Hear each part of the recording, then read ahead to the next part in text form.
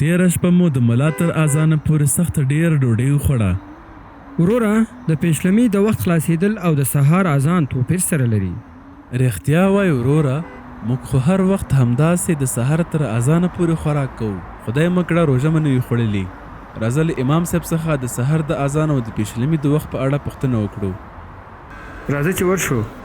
امام صاحب له روژې وړاندې د جمعې په لمانځه کې دا موضوع تشریح کړه. په یاد دې نه ده؟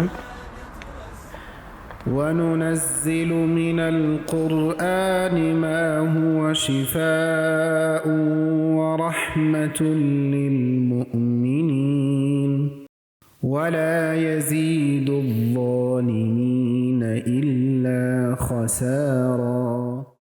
السلام علیکم ورحمت الله وبرکاتو. علیکم سلام ورحمت الله وبرکاتو. په خیر اغلی ځوانانو، پوښتنه مو درلوده؟ امام صاحب، د پیشلمي د وخت خلاصېدل او د سهار اذان توپیر سره لري؟ هو زویا، د پیشلمي وخت او د سهار د اذان وخت 100 دقیقې توپیر سره لري. دې ټکي ته باید پوره توجه وشي، کنه روژه مو باطله کیږي. د سهار اذان هغه وخت کیږي کله چې شپه ختمه او سهار پیل شي. خو یو شمیر خلک د اذان تر پای خوراک ته دوام ورکوي چې دا غلط کار دی. وګورئ اولادونو، دا د روژې وختونه دي. د پیشلمي وخت د سهار له اذان څخه مخکې ختمیږي. دلته باید ډیر احتیاط وشي. ډیره زیاته مننه مولوي صاحب. الله تعالی دې ستاسو ساتنه وکړي. حسنا وأقبلت العطايا والأجور